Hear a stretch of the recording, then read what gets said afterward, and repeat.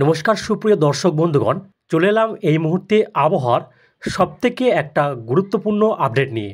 দক্ষিণ পূর্ব বঙ্গোপসাগরে তৈরি হয়ে গেছে নিম্নচাপ, আর এই নিম্নচাপটি পরিণত হবে গভীর নিম্নচাপে, এমনটাই জানাচ্ছে ভারতীয় আবহাওয়া দপ্তর এবং বিভিন্ন আবহাওয়ার মডেল। আর এই গভীর নিম্নচাপ থেকে ঘূর্ণিঝড় তৈরি হবে কিনা, সেটি কোথায় আছড়ে পড়বে, সেটা এখন সময়ের অপেক্ষা। আরও দু একটা দিন অপেক্ষা করতে হবে, কারণ দুটি আবহাওয়ার মডেল অর্থাৎ ECMWF এবং GFS মডেলটি, এই দুটি মডেল দুরকম আপডেট দিচ্ছে। একটা থেকে দেখা যাচ্ছে যে ঘূর্ণিঝড় হবে এবং অন্যটি বলছে যে ঘূর্ণিঝড় হবে না, শুধু নিম্নচাপই হবে। তবে এই দুটি মডেল থেকেই দেখা যাচ্ছে যে পশ্চিমবঙ্গ এবং বাংলাদেশের উপকূলবর্তী জেলাগুলিতে বৃষ্টি আসছে। তো চলুন সুপ্রিয় দর্শক বন্ধুগণ, পশ্চিমবঙ্গ এবং বাংলাদেশে কবে থেকে বৃষ্টি হতে পারে, আর এই দুটি আবহাওয়ার মডেল অর্থাৎ GFS এবং ECMWF মডেল থেকে কি দেখা যাচ্ছে, ঘূর্ণিঝড় হবে কি হবে না, আর এটি কোথায় আছড়ে পড়তে পারে। ECMWF মডেল থেকে দেখা যাচ্ছে যে বঙ্গোপসাগরে ইতিমধ্যেই একটা নিম্নচাপ তৈরি হয়ে গেছে এবং ধীরে ধীরে এটি গভীর নিম্নচাপে পরিণত হবে।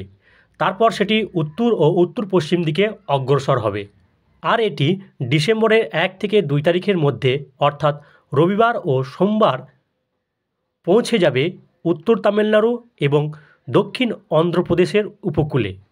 আর এই গভীর নিম্নচাপটি দুর্বল হয়ে তামিলনাড়ু ও অন্ধ্রপ্রদেশের উপকূলে আছড়ে পড়ার সম্ভাবনা রয়েছে আগামী রবিবার থেকে সোমবারের মধ্যে।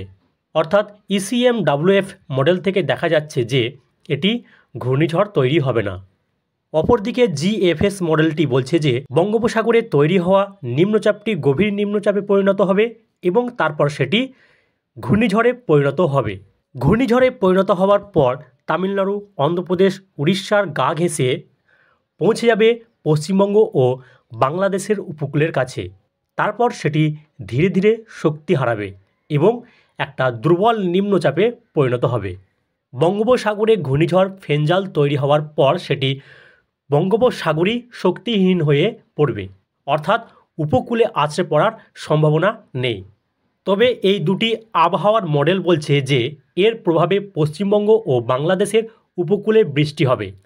আগামী 28-29 নভেম্বর অর্থাৎ বৃহস্পতিবার ও শুক্রবার থেকে দুই বঙ্গ অর্থাৎ পশ্চিমবঙ্গ ও বাংলাদেশের উপকূলবর্তী জেলাগুলিতে হালকা থেকে মাঝারি বৃষ্টি, আবার কোথাও কোথাও ভারী বৃষ্টির সম্ভাবনা রয়েছে।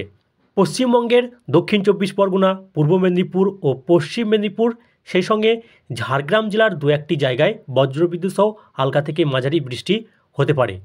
ওই দিনই অর্থাৎ বৃহস্পতিবার শুক্রবার থেকে বাংলাদেশের খুলনা, বরিশাল ও চট্টগ্রাম বিভাগের অনেক জায়গায় বজ্রবিদ্যুৎ সহ হালকা থেকে মাঝারি বৃষ্টি, আবার কোথাও কোথাও ভারী থেকে অতি ভারী বৃষ্টি হতে পারে।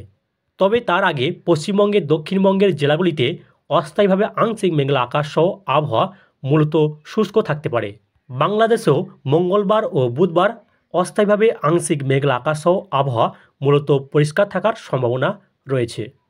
উত্তরবঙ্গের আবহাওয়ার কথা বলতে গেলে মঙ্গলবার ও বুধবার দার্জিলিং ও কালিম্পং জেলার দু একটি জায়গায় বজ্রবিদ্যুৎ সহ খুবই হালকা বৃষ্টি হতে পারে এবং বাকি জেলাগুলিতে আবহাওয়া মূলত পরিষ্কার থাকার সম্ভাবনা রয়েছে।